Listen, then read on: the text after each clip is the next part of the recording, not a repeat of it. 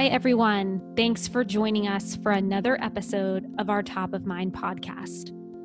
In this program, we will sit down with a higher education thought leader to discuss the implications of securing identities. I'm your host, Katelyn Ilkani from the Tambellini Group. We'll be hearing today from Tom Dugas, who serves as the Chief Information Security Officer at Duquesne University. Tom will be sharing his thoughts on why identity and access management is critical to higher education. Welcome to the show, Tom. Hi, Katelyn. How are you today? I'm doing great. Glad to be part of the show. Glad to be part of this discussion.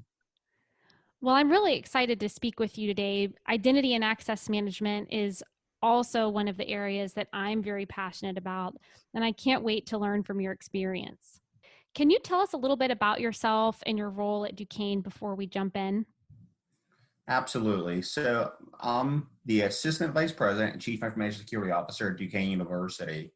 Duquesne University is a Puritan Catholic university in Pittsburgh, Pennsylvania. We sit right on the edge of downtown Pittsburgh. We have about 10,000 undergraduate and graduate students and about 2,000 faculty and staff.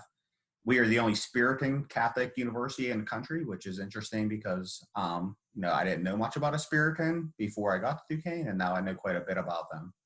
But my role as the AVP and CISO is the fact that I oversee three core functions of the university. First and foremost is that of building an information security program. Second, which is data governance. And the third of which is building and developing an identity and access management program. So that's kind of the crux of it. Obviously, they each have a bunch of work involved in itself, but certainly the last one is the one we're here to talk about today.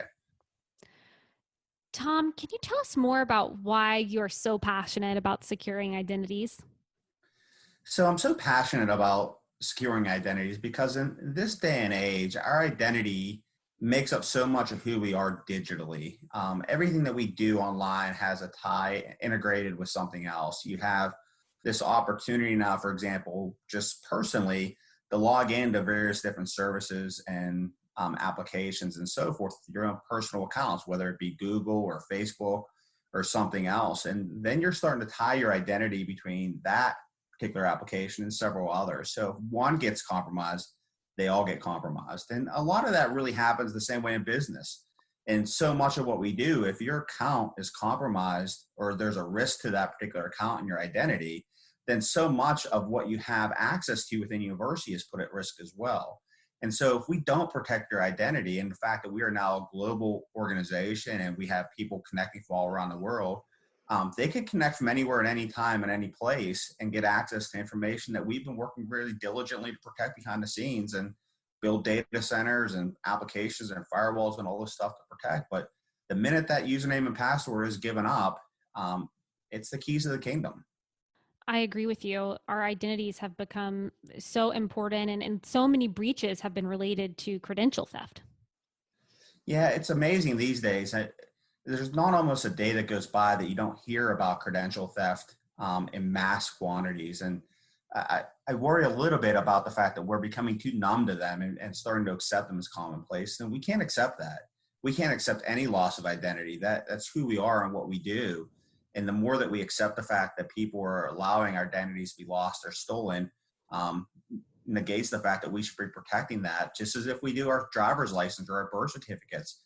We put those in a lock and safe somewhere in our home most of the time, but yet, digitally, we're giving away that same exact information publicly in myriads of places, thousands of places, online.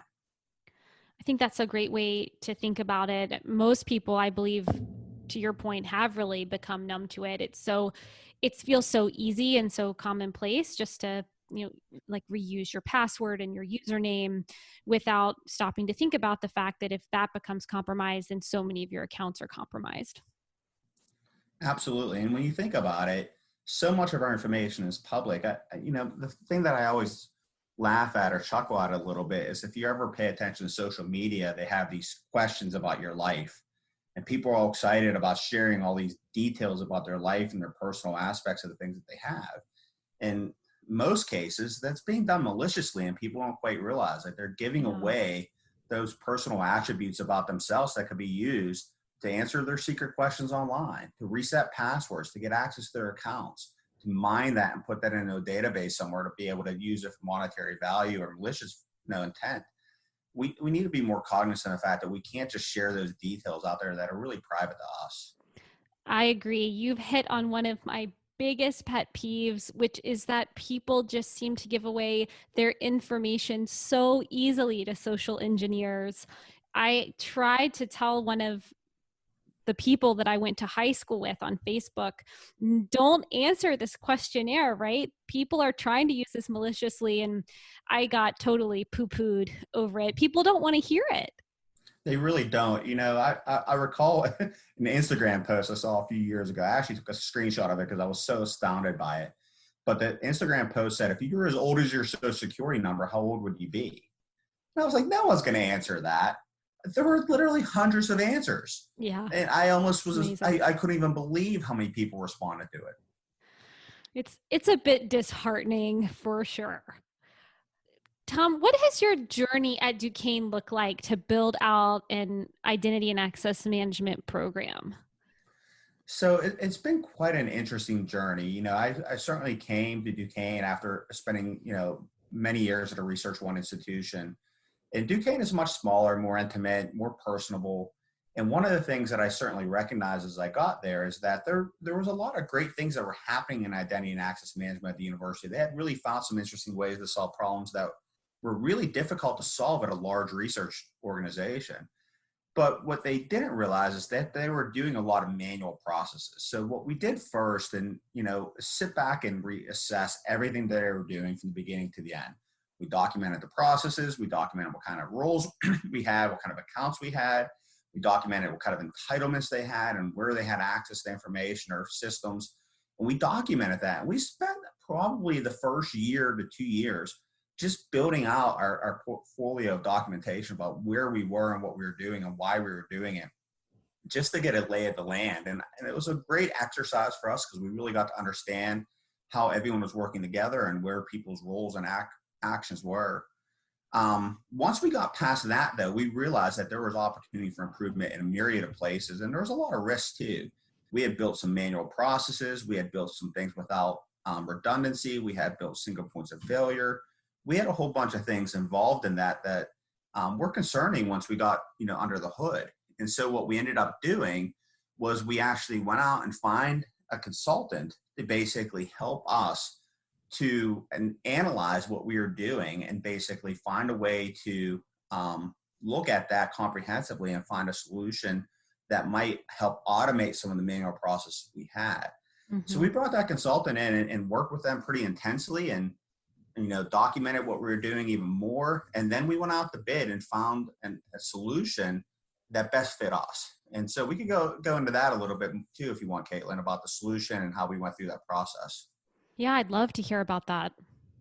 The interesting thing about the identity space, and this is, maybe just how things have evolved more recently, but I think the higher ed market has always been ripe for someone to come in and really help us solve really complex problems about the higher ed space. I mean, we have a hodgepodge of entitlements that people have, including, for example, we have people who are faculty, their staff, and their students. They may also be a parent. They may be an alumni.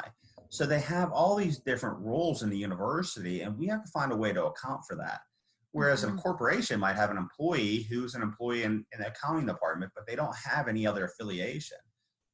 Me personally, for example, I'm an adjunct faculty and I'm a staff member. And hopefully soon I'm going to be a parent of a student who's attending Duquesne.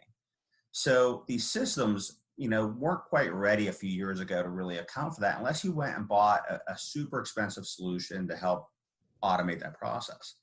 But all of a sudden, within the last 24 to 36 months, there's been a lot of entries to the market really specializing in higher education space and really helping us to enable us to be better about managing the account access, about single sign-on, about federated identity. And we were able to put out an RFP, and we really got some great responses to that from a number of vendors. We ultimately didn't pick the biggest vendor. We Mm-hmm. picked one about in the middle range because we felt it was going to best fit what we did here at Duquesne. Um, but I think we wouldn't have gone wrong with any of them, to be honest with you. I think the market is really in a good position for higher ed.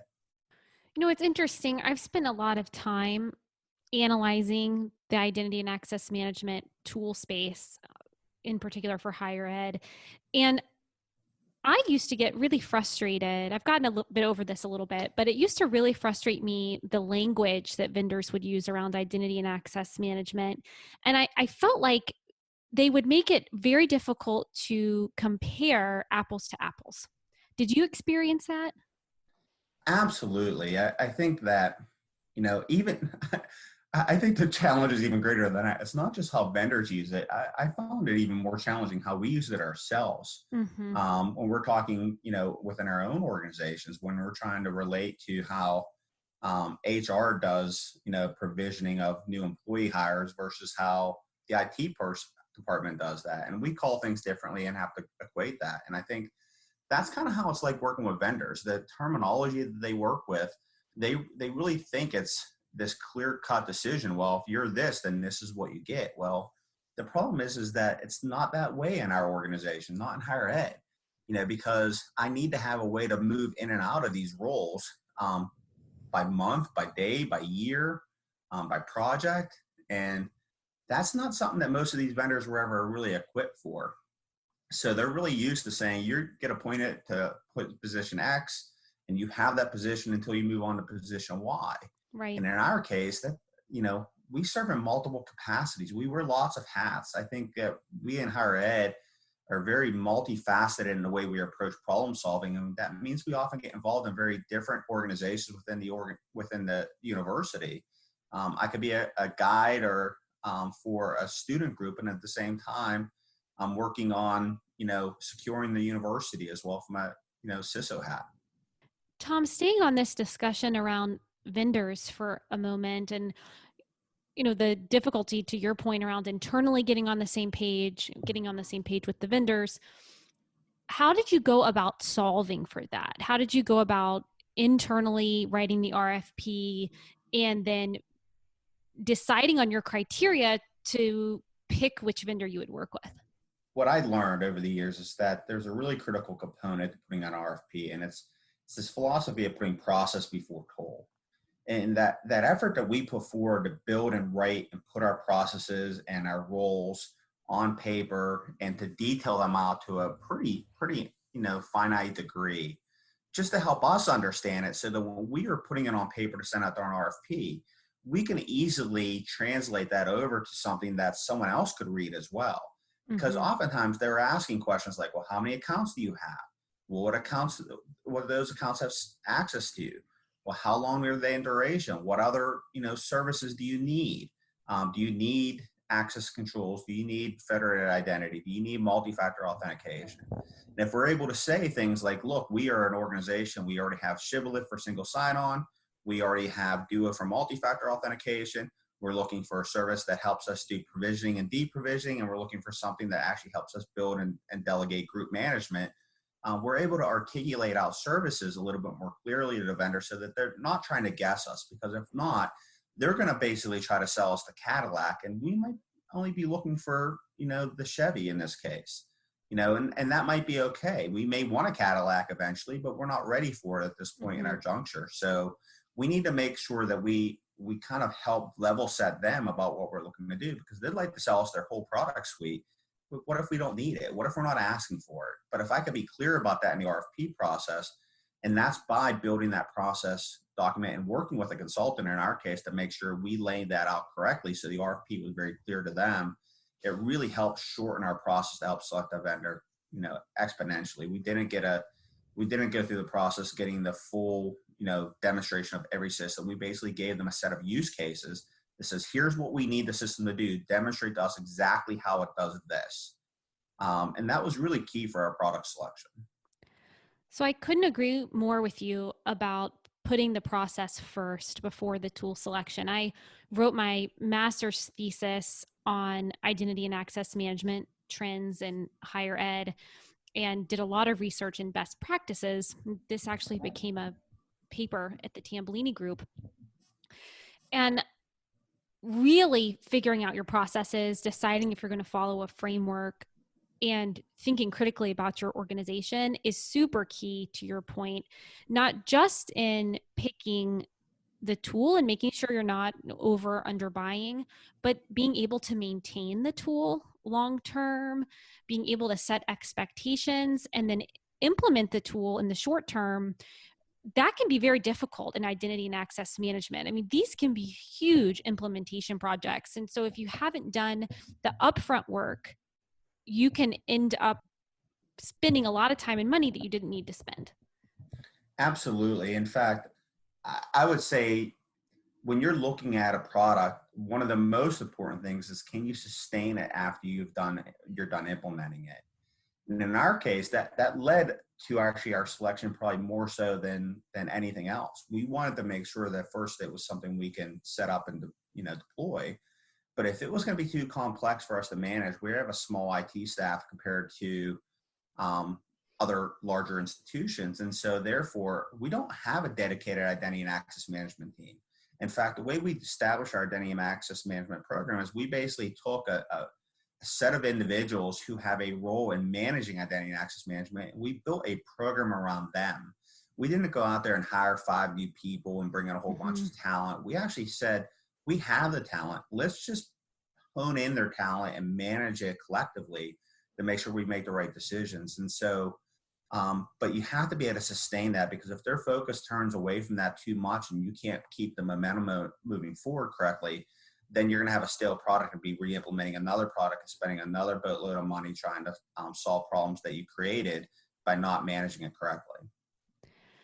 So I think this opens up a really interesting line of conversation around staffing requirements, because I think one of the issues at a lot of institutions in adopting a more robust identity and access management program does come down to staffing and the kinds of specialized skills that are required.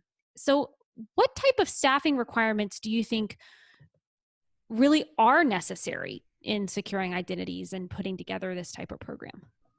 So that's a great question. And that's largely why we took the approach we did for building our identity and access management team, because hiring a single resource and expecting them to do it all for identity and access management was probably impractical.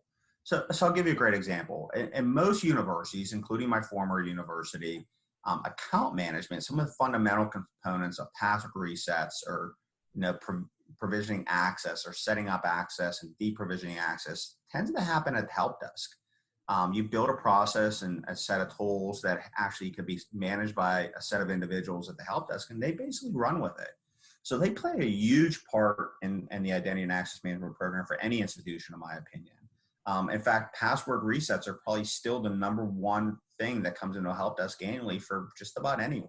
Yeah. And then nowadays, when you talk about the fact that everyone is moving to multi-factor authentication and somebody has to help them set up their Duo or whatever product they're choosing, that often is the help desk. That's not someone on the back end.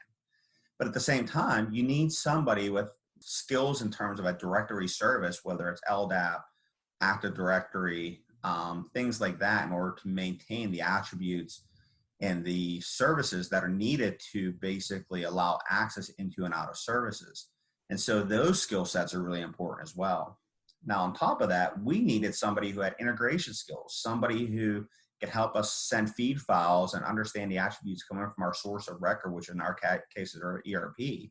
So we needed to have someone on the team that did that as well.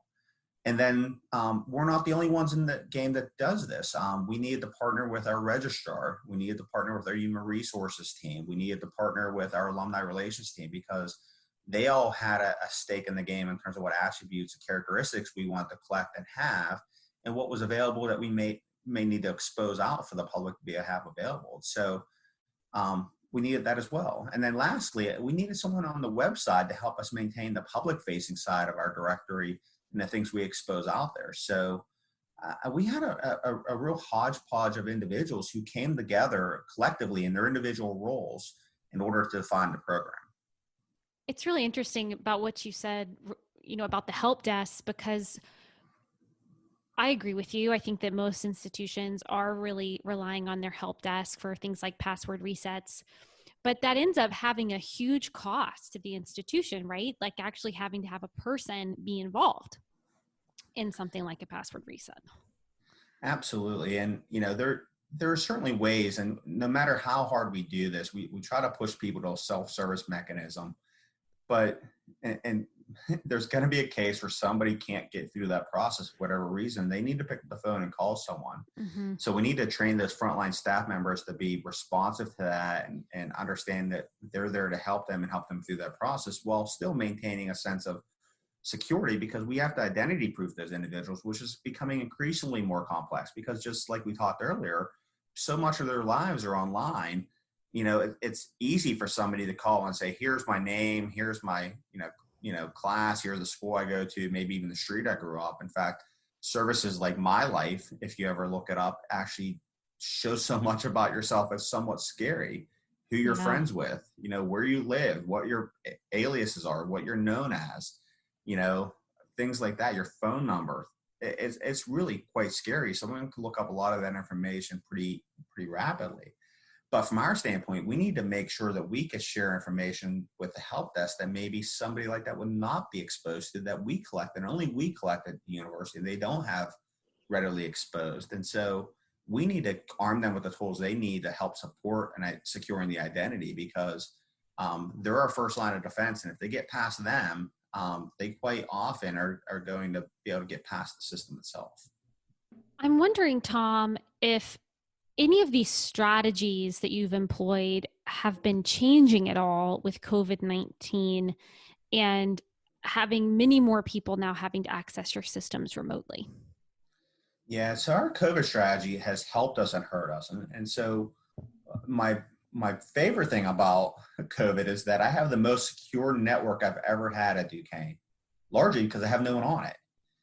In fact, not having any devices makes it the most secure. No users actually doing things maliciously on my network probably makes it more secure than it's ever been. But at the same time, we have all these people working from home and having to find a way to reconnect back to campus, get access to the resources and tools they previously had. So we need to think quickly on our feet. And so what we were able to do, because of the investments we made in identity access management and the systems that we put in place, we were able to quickly maneuver ourselves to offer our virtual private network service virtually, and actually get that extended out to all of our employees and student workers on campus pretty quickly. And that allowed us to transition to be able to teach and actually perform administration duties off campus. Our students, on the other hand, they were able to quickly adapt and access all of our online services, because now that they're online with a single sign-on solution, they're able to access all the on-campus solutions with their what we call multi-pass ID, in order for them to get access to all the things they needed to have for class or for research or for other services. Add into the fact that we have multi-factor authentication, we're able to then make sure that where they're enrolled, that we know that we have a secure account as well. Now, in some cases, in order to access certain systems that we had on campus, we basically mandated that they enroll in multi-factor authentication so that they would actually have that additional layer of security. Because I think it's really important, and people don't realize this. If you're not at this point enabling multi-factor authentication for anything you do financially, personally or otherwise, you really need to take a look back on what you're doing and revisit that consideration. Whether it's your PayPal account or whether it's your bank account, your Amazon account, it's becoming very easy to guess passwords based on some previous things that you've done. With the number of dumps of passwords that are on the internet these days, people are just basically running them through password cracking utilities to get access to passwords easily. And if you don't have multi-factor authentication, you might be more susceptible than you think. It's like anything. I think people feel like they're safer online than they really are. And I agree with Absolutely. you that multi-factor authentication piece is so important. Well, I always, think about, you always, if you're ever on Facebook and you see those persons, well, please don't open this invite for me, I think I've been hacked. Well, you'll know if you've been hacked if you have multi-factor authentication enabled for Facebook. If you turn that on, there's no way for them to get into your account if you actually didn't accept that multi-factor authentication, token. So if people realized and took more care in that, I'm not saying it's a silver bullet because it's not. There are ways to get around multi-factor authentication, but for the most part, it's more foolproof than just a username and password. Usually a password that you reuse over and over and over again in some variation that you often don't change. And so, or you're writing it down and keeping it in a notepad or, in an Excel document or somewhere else that's probably less secure as well. So we need to take care of those things, but we are suffering a little bit by password glut, and people are becoming concerned that they're forgetting these passwords and managing them in a myriad of places. And so that is hurting us as much as it's helping us across technology these days, because we all have so many passwords that we forget them from site to site.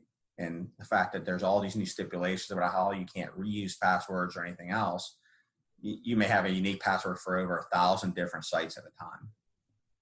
But it's also why these days there's password vaults and there's technology to support that. And I hope that people become more accustomed to using those things and they take advantage of those services, particularly because many of them are free.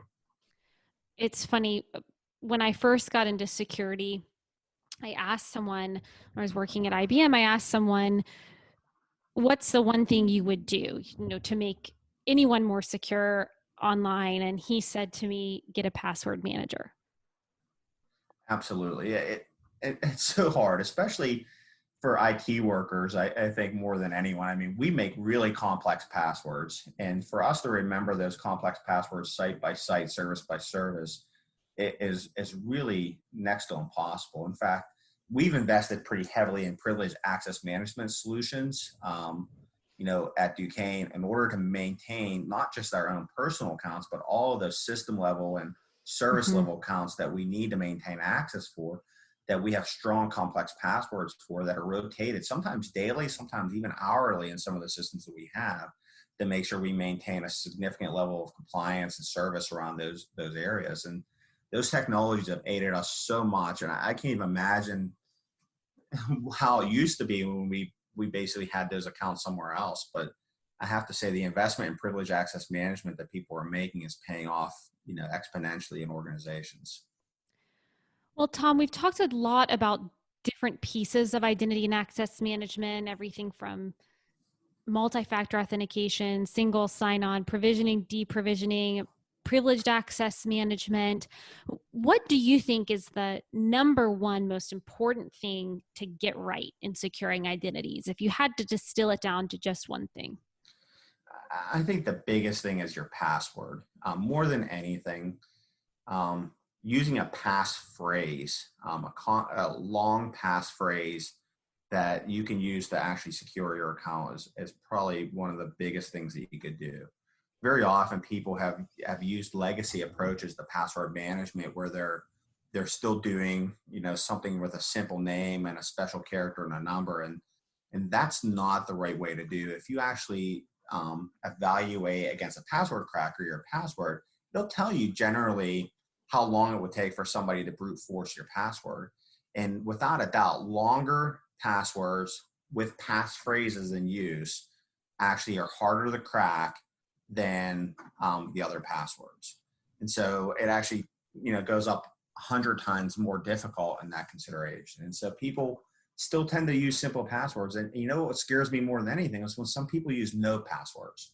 My favorite one that I point to is people have mobile devices connected to work emails and there's no password on their email. It scares me to death. I mean, things like that. If you don't have a policy to protect your email systems from that kind of thing happening on mobile devices, you're putting yourself and your institution and organization's data at risk. And so we need to be cognizant of the fact that we're so interconnected, we can't leave any aspect of that out of harm's way. And, what we don't realize these days is that our data is going so many different places. We spend a tremendous amount of time and money on our ERP system, the security of it. But then we integrate that with 50 cloud services and send that same data to 50 other vendors. And we don't actually ask them to secure the data the same way and the same level that we do our own data. And we need to make sure we put them to the same criteria we do ourselves. Oh my gosh, we could have a whole nother discussion around cloud security. And Absolutely. really, this is also an area that I find so fascinating, which is that there's this shared responsibility model, right, in cloud services. And really, that means that actually most of the burden to secure your cloud data is on you. Absolutely. It's funny when people say, well, they're storing the data here or there and they're good because they're secure. Well, no, they're not secure. Just because Amazon's data center and wherever it's at is secure doesn't mean your data within that data center is secure. That has nothing to do. The one thing that has nothing to do with the other. Yeah. And so it's hard to help people understand that it's all interrelated. And if we're not putting them under same stringent guidelines we're putting our own data centers under, we're falling short of doing the diligence we need to protect our institutions' assets, digital assets that we have, and the people that we serve. So I often get a lot of pushback from vendors because I really hold their feet to the fire to make sure that they're really putting the level of security into their systems and services that I would expect to do myself. In fact, I would expect them to do more because this is what they're paid to do on a regular basis to secure our data. Right. Well, you'll have to come back, Tom, and we'll have a robust conversation around cloud security. One of my favorite topics, cloud security. I could go on and on. Oh my goodness. Well, as we wrap up our conversation today, I'm curious about if you have any predictions for how identity and access management may change in higher ed in the coming years. Well, I really think that it's going to be a consideration of bring your own identity to campus, and the fact that in doing so, that bring your own identity is going to be a consideration where you take it with you as it follows you in your career and beyond that. So we may find ourselves integrating ourselves with Google accounts or Microsoft accounts or something like that, particularly as we're engaging with community efforts more and more. Duquesne is a community-focused school. We really pride ourselves on engaging the community, but I don't necessarily want to manage the entire community's identity. I want them to bring one with them and let that carry them with them and through our services. It depends on the level of access they need and so forth, but I think we're going to find ourselves working to secure individual identities, whether it's your own personal identity that's intertwined and federated within our organizations, or whether it's one we're creating ourselves. But we need to work on that. If we're trying to hide behind a firewall and behind some network segmentation and things like that, it's just not going to work anymore. So much more of our data is somewhere else. We need to manage that identity across the entire spectrum of services we provide, and whatever cloud services we actually are partnering with and whatever other devices we're adding them to, that we got to make sure we manage that identity and security around it all the way around, not just stopping short about the data we have on campus or the systems we have on campus. Those days are gone. We're delivering systems and services from a 3-inch screen to a 30-inch screen and beyond. And so in doing so, we need to secure the identity all the way across the spectrum.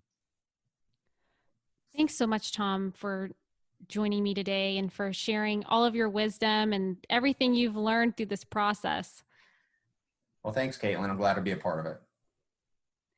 That concludes our Top of Mind podcast. Please join us next month for another interesting topic in higher education technology.